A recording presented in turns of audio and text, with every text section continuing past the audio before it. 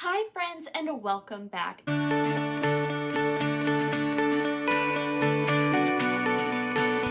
Today I am very excited to be getting into a review of a book that I have really been looking forward to reading in this new year and in the month of January. So if you can tell from the title, today we are going to get into Babel by R.F. Kuang. Now, this is my first book by R.F. Kuang. She does have a series that released, I want to say last year, and actually it was called the Poppy Trilogy, and I've heard some really incredible things about that trilogy, but I have not read it yet. This was my first one by her, and I do know that she has another book releasing this year in 2023 called Yellow Face. I don't really know much else about that one. I am just sharing what I do know with you guys. Now, Babel was released in August of 2022 and is summed up as a thematic response to The Secret History. I have never read The Secret History, so I'm not really sure what the response is to that. I don't really think it matters because I understood this book perfectly fine, but that is some information that I found about this. And the major points of this book are colonialism, student revolutions, the use of language, and the dominating British Empire. When this book first released, I didn't really know what to think of it. All that I knew was that it had a very strong academic setting, and that's not something that I had really read much of before, so I was kind of skeptical, and I didn't really think that I was going to like it, so it never even ended up on any of my anticipated reads for last year. I just kind of wrote it off and thought that it wasn't going to be a good fit for me. But I started to see some really good reviews for this book, I want to say in the fall months, maybe around September, October, early November. I started to see a lot of people on TikTok sharing their thoughts about this book, and every review that I saw for it was really good and really intriguing. So it finally convinced me to just say, let's give this book a try. I went ahead and picked it up in my last book haul in November, and I've been holding on to it because you already know that I am a seasonal reader. In October and November and December, I was reading all things that dealt with those holidays within those months. I actually really loved following these seasons with the books that I was reading in the past couple of months, and I think that I'm going to continue that into the new year. So for the month of January, I really wanted to get out of the holiday books and just read things that felt wintry and like they fit this season. Dark Academia was one of them, so that is how I ended up reading this book this month. This book follows our main character, Robin Swift, after he was just orphaned in 1821 China. And he's orphaned until the mysterious Professor Lavelle comes and takes him out of China and brings him to London. Robin trains for years, pretty much his entire life, and especially the chunk of time after he has moved to London with Professor Lavelle, in foreign languages. And all of this has been in preparation for the day that he gets accepted to the prestigious Oxford College Institute of Language, also known as Babel. Babel is the world's center for translation, and most importantly, magic. There is this really unique concept in the book about the magic of silverworking, the art of using words and translated words on enchanted silver bars. The students and scholars of Babel have given the British Empire an unparalleled power. But all of that power and knowledge and magic and translation are being used for colonization. Robin excels in his studies through middle school and high school, and of course he is accepted into Babel. And he is so excited. He starts his first day there, and although he is nervous, he feels like this is where he's meant to be. He has trained his entire life for this moment. But he quickly comes to realize that he doesn't fit in there.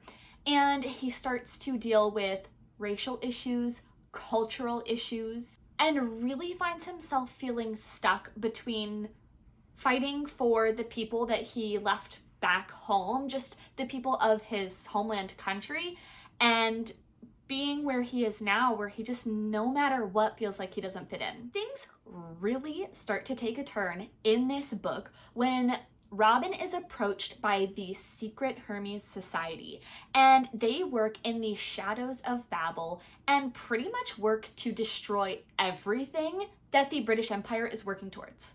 Our story continues, and Robin is still dealing with this mix of emotions, and Britain decides to go into an unjust war with China, and that is what forces Robin to finally make a choice about any of these major decisions that he's been weighing. This book is so good. Are you sold yet? Because just the description alone has me wanting to reread it. Now that I have given you a description of the book's plot, let's discuss some of my thoughts on this book. So first, I want to start with the things that you can see about this book. Hopefully you can tell, this is a big book. I don't know that I ever really noticed that until I started reading it, but this book is over 600 pages. That is a pretty hefty book. The other thing that I really wanted to mention, and if you have been on if you have watched some of the other videos of my channel, you will know, before I even get here, why this matters to me. This book has 2 maps at the front. Not one, but 2 separate maps for the location and for the school. You guys know how much that means to me. I just really love when an author and a publisher put that extra detail of including a map. I am an extremely visual person, so just having that enhancement to the book just clicks with me. I love it. The next bit of information that I wanted to talk about is also at the beginning of the book.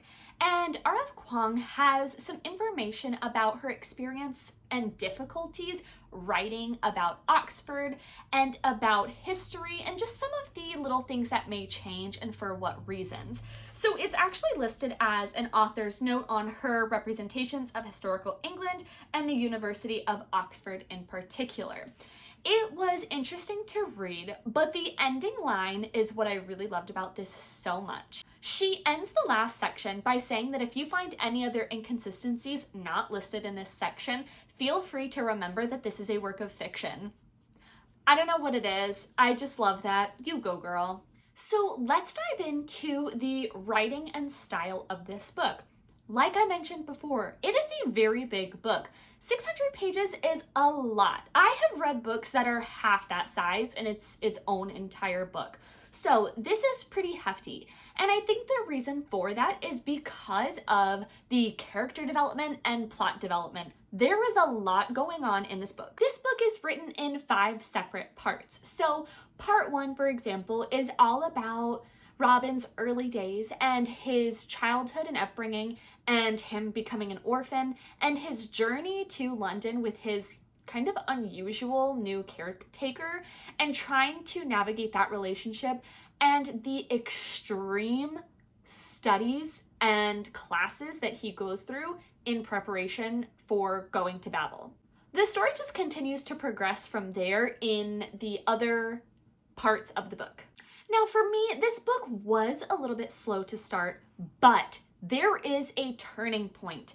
I remember in the first 50 so pages, I really didn't think I was going to be able to finish an entire 600 pages as it was, but it flips and then it gets so good. So the reason that the beginning of the book is so long is because R.F. Kuang is kind of setting you up with all of the information and background and just all of the details that you need to get through the rest of the plot and plot twists and ending of the book. So it's all definitely necessary, which makes it a lot easier to get through. I just had a hard time at the beginning thinking that that's how the entire book was going to be. It's not. Get ready. After a plot twist, there's some intrigue. It changes. There were a lot of things that I really loved about this book. I loved the writing, I loved the writing style, I loved the characters, I really loved the bits of magic that were added to the plot, and I really loved how beautiful translation and language were depicted to be, and I also really loved the use of language and vocabulary just in the book. I know that that sounds so silly to say, but I just really appreciated encountering new words and having to look some things up, it really helped me feel like this was such a developed book and helped me feel like I was gaining some type of knowledge from a fictional book. I touched on this a little bit before, but some of our major themes in this book are colonialism, war, fighting for what you believe in, fighting for the greater good, racial oppression, and probably a bunch of other things that I'm not mentioning, but all really great topics to discuss. Now that I have gone on and on and on about the book and about things that I loved, let's discuss some things that I didn't love. To be honest, there wasn't much. Really, the only thing I didn't love was how slow the beginning was. Like I said, pretty much for books or parts 1 and 2 in the book, I struggled. I really was not sure how I was going to get through it, but it does get a lot better, so stick with it if you are struggling with the beginning of this book. The only other thing that I didn't like was how long the chapters were. So something about me is that I pick up a book and read it at random times of the day, and when I just have 5 or 10 minutes in between doing things, I'll try and read a few pages and then I'll go on with whatever I'm waiting for or whatever I am doing next. What was so hard about this was that the chapters were 25, 30 pages, and that just felt way too long for me. I would start and stop reading in the middle of chapters pretty much every single day, which I found really confusing, and I didn't really love that. Now, sure, I could have changed my reading schedule and not read for 15 minutes, but that's just the way that I am and the way that I can get through books. So that was a dislike for me. Okay, I really feel like I have just told you everything there is to know about this book, so let's get into my final thoughts. If you couldn't tell already, this was a very high-rated book for me. I really enjoyed it. I gave this one 4.5 stars. The reason it didn't make it to 5 was just because I really did struggle with the beginning, and I wasn't sure if I was going to make it. Now, of course, I always finish the books that I am reading just because I do trust that they will get better, which this one did. So that's why it's not a full 5 stars, but it was a solid 4.5. I really loved the characters, the plot, the development of the entire story, the topics that were brought up, and just the way that this book was written. It was a lot different from what I was expecting, but it was really enjoyable. I would highly recommend this book to someone who likes a good, long, well-developed book. If you are not usually someone who reads really long books or really likes a lot of development in your stories, I probably wouldn't recommend this one just because it can be a little bit tough to get through. But I would also never discourage someone from trying to read something new. So if you are interested, definitely give it a try. It was new for me in the sense that I haven't really read dark academia. I haven't really read a lot of academic books just in general, and I did really enjoy it. So I just wanted to share who I would recommend this book for, and even if it's not something you think you'll like or not something you normally read, if you're interested, just give it a try and see how you like it. I was pleasantly surprised by how much I liked this book, and now I would really love to know if you are someone who likes books of this style, or if you like dark academia. I would love for you to give me some recommendations. I really want to switch up what I'm reading this year, so I would like to pick up another book that is similar or just outside of my comfort zone so that I can see if I like other books in this genre or just have some new things to read. So let me know down in the comments if you have any recommendations, because I love to know what you're reading and what you recommend. I hope that you all enjoyed this extremely thorough review of Babel. I really enjoyed it, which I've already told you, but if you enjoyed this review, please remember to like it down below and also subscribe to my channel because I have a ton of more book reviews coming for you over the next few weeks. So I will see you all in the next video. Thank you so much for watching and for your support. Bye!